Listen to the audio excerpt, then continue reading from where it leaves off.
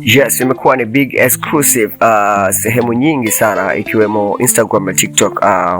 Watu wengi mitandaoni wanaamini kuwa mwanamuziki Ayra Starr kutokea Nigeria ameondoka kwenye lebo ya Roc Nation ambayo inamilikiwa na msanii kutokea Marekani Jay-Z, kwa sababu aliambiwa asihimbe kuhusu Mungu. Lakini je, hii ni kweli au ni story ya kutengenezwa?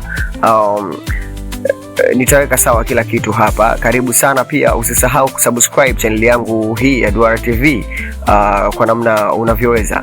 Bana, ukweli ni kwamba story hii imeenea sana Instagram na TikTok, lakini kuna kitu kikubwa ambacho watu hawajakiona.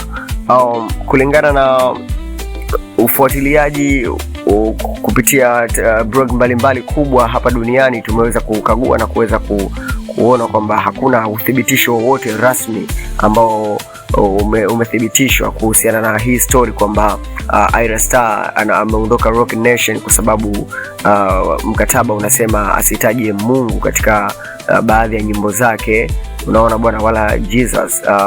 Basi hii bwana, kulingana na posti zinazosambaa, Ayra Starr alidaiwa kumaliza mkataba wake na Roc Nation baada ya kupewa masharti ya kututaja God au Jesus kwenye nyimbo zake. Hii imeibua mjadala mkubwa sana mtandaoni, hasa kwa mashabiki wa muziki wa Afrobeats.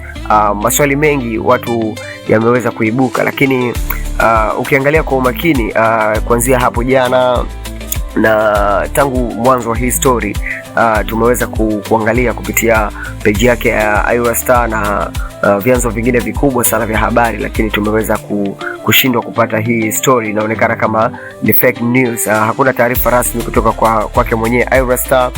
Pia hakuna announcement yoyote kutoka kwa Roc Nation kama uongozi.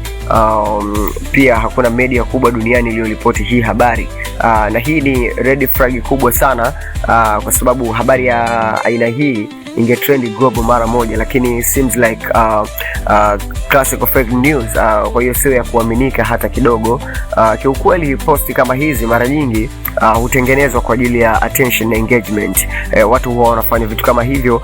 Watu wanachukua jina kubwa kama Jay-Z, wanaunganisha na msanii maarufu kama Ayra Starr, halafu wanatengeneza story yenye utata ili iweze kusambaa haraka na kwa urahisi kuweza kumeti watu wengi sana, imradi waweze kufuatilia peji zao. Lakini sio jambo la busara, kwa sababu huwa inashitua kidogo na inapunguza thamani ya media.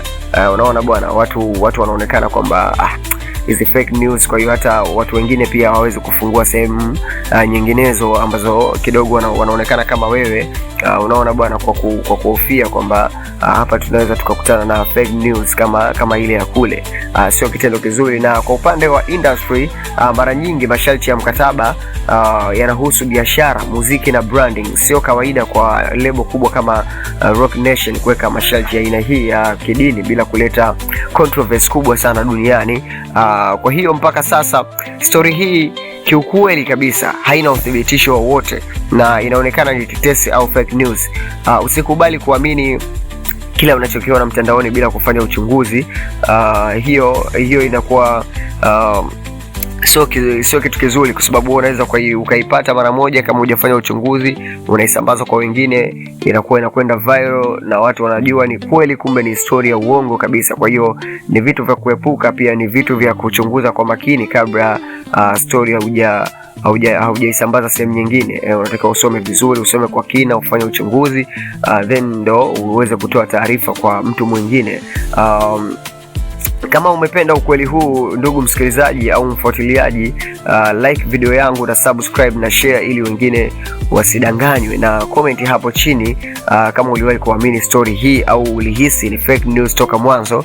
Basi dondoka hapo kwenye comment, na sisi tutapitia hapo, na kwa namna moja au nyingine tunaweza kupiga story 2-3 live bana. Karibu sana. This was Duara TV.